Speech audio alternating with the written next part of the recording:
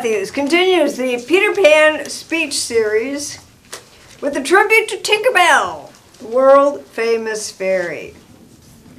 Most people in the world, I'm not sure that's true, but a lot of people in the world are familiar with the story of Peter Pan and know exactly who Tinkerbell is. But how much do people really understand about Tinkerbell? Where did she come from? What was her job? Why is she so popular? Are you kidding? Why is she so popular? Cute, a cute little outfit. She can make people fly. Tonight, Don will be answering those questions and more as he tells us about fairies, their magic, and of course, Tinkerbell, the fantastic and fabulous fairy. Don Mathews.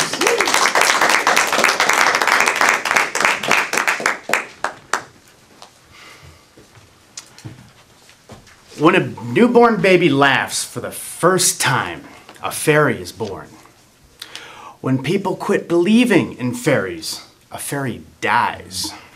That is the life cycle of a fairy, according to the book of Peter Pan.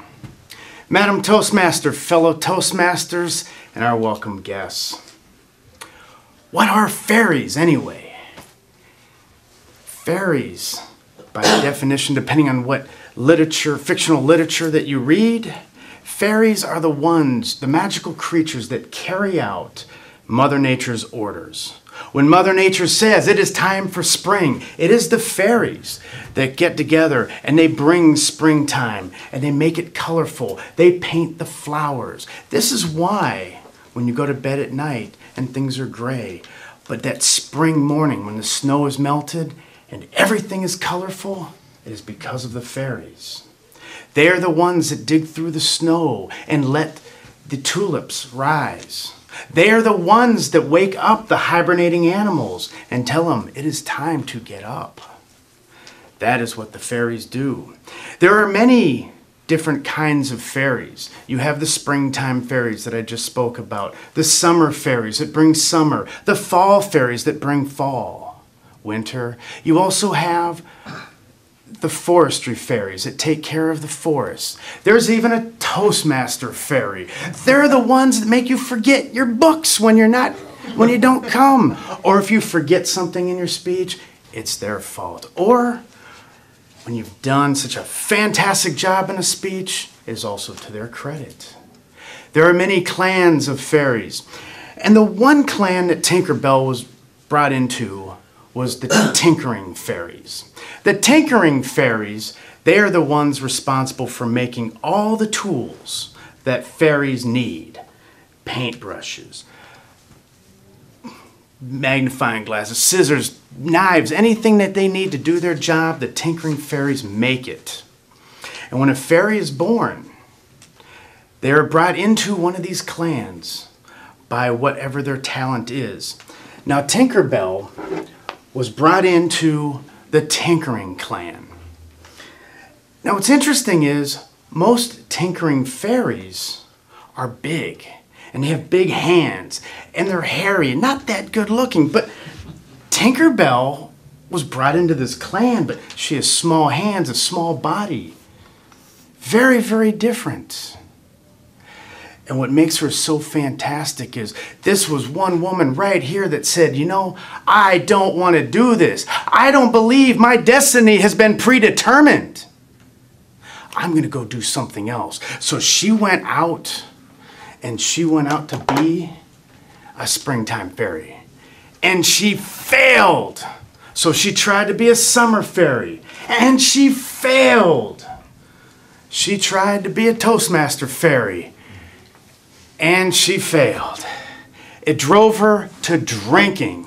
This is one of the reasons why she got so popular, because she was posted in the tabloids. Here is a picture of her entering the bar. This was the night that she and Paris Hilton went out. She was caught there in the tabloids and then later got in trouble and was then picked up by the police. And this is her mugshot right here, mugging for the camera, trying to get out. And if you notice, she's showing a little leg. That always helps. I assume. I'm not a police officer, but... Or a judge. Now, why is she so famous? Well, that's the easy one. It's because Disney poured a lot of money into advertising, talking all about Tinkerbell. Here I have a picture of Margaret Carey. She was the model for Tinkerbell. 1953, the animators at the time used live models before they went to animate their films. And they would have the actors roll through all the motions. They'd almost act out the entire play, or the entire animated movie while they drew it up. And Margaret Carey, what's really special about her is not only is she still alive, but she's also a public speaker and a radio talk show host. I will pass that around. You can look. And there are some pictures of her when she was younger, glamour shot, and some current pictures of her now. Now, the big question is, or the cliffhanger. These pictures and all this information I got came from my friend Christine Campbell, who was a Toastmaster. She was the one that also inspired me to do the entire Peter Pan series. Some of you know her. When I was leaving with her stuff, which I promised to return, she said, I've got to tell you a secret, and don't tell anybody. So what she said was, she said that Tinkerbell is for real. And I thought, no way. It's just a fictional character. She said, no, Tinkerbell really, really exists. And she lives with me. And I was like, all right, now you really went over the deep end, Christine. But she made this bed that she sleeps in. And she said, you can borrow her, but you need to return her, because if she doesn't do her job, we will never see spring. And I was supposed to get this back to her 2 weeks ago. Which is really why we still have snow on the ground. But as I noticed, the one thing that really frightens me, I will show you Tinkerbell. She is really real, and she is really here. And as I show you this, I will let you know that I think she is dying. And it's because somebody here is not believing in fairies. So as I show you Tinkerbell and bring her out of this box that Christine made for her, there is Tinkerbell, alive and well, almost well, only on one condition: that we all cheer and clap and applaud that she may live. And if she does, she will flap her wings to let us know that she is okay. Can we get an applaud? Do you guys want to see spring? Do you want to see spring? All right. She's flapping her wings. We shall see spring soon. Madam Toastmaster.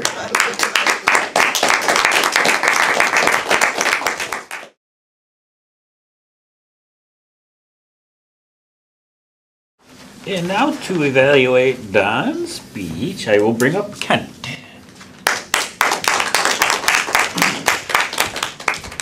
Thank you, Mr. General Evaluator. Everyone. We learned a bit about Tinkerbell today. And we learned some things of Don's interpretation of Tinkerbell. Thank you, Don. I really liked, overall, you were working on the visual aids, but you used gestures as well as vocal variety to build up to when you needed to use decided to use the props. You didn't need them, you decided to use them to accent your speech, and I think you did a really good job of that. You had good use, but you kept them simple. You kept them simple enough so that they didn't distract, yet they did add to what you were trying to tell us. You did use some body language, as I said, mostly just simple things, up and back. You didn't go outside of the table, as I recall, but you didn't. That's not what this was about. You weren't doing an action piece, and that's different. There are a couple of ways it stood out from your other Peter Pan speeches, and that was one of them. You kept it simple because it was very informative. I thought it was very well organized, the speech entirely, and of the Pan Chronicles, I think this one logically formed together best of all of them that I've seen, because it had a logical sequence to it and everything seemed to fit. You tied it together really well. I really like the twist at the end with the forgetting to return Tinkerbell or toward the end and talking about you're being responsible for the extended winter. I really like that. It was a really good tie-in that everyone could relate to. And we all have been wondering who to blame. Now we know it is you. The one thing I would like to have seen, well, it's hard to find. It asked me here, what could you have done differently? And there's always something usually you can find, but there weren't a lot of things. One thing I did find, you handed the handout. Whenever you have handouts, it's going to be a distraction. It can be a distraction. Sometimes it'll work. It's obvious. Most people will say never use a handout during the speech. If you're going to do it, have something else. I understand that it wouldn't be practical to print copies for everybody beforehand. And if you were giving it to a prepared audience or like a bunch of kids, you probably want to have a poster size or something for those pictures of Margaret to show. And that way they could all see it, but they wouldn't be distracted by passing something through the audience. That was one thing I would change if I would recommend that. I've also sort of inspired, I remembered the old show, The Wonderful World of Disney, when Walt Disney himself would introduce it before they had their show. And every now and then Tinkerbell would pop up and he would have a conversation.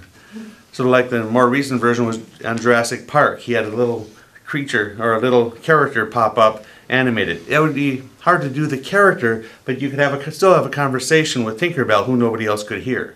And that might be a way, if you're talking about Tinkerbell, is to use that and, oh, you can't hear her. What, you don't believe? Something like that. Tie it to, and draw the audience and say, challenge them to believe. Maybe at the end, maybe at the beginning, depending how it fits in what you're trying to tell. And finally, I just have one comment. When she tried to be a Toastmaster fairy, Toastmasters don't fail. They quit. So if she didn't fail, the only failed Toastmaster is one who has quit.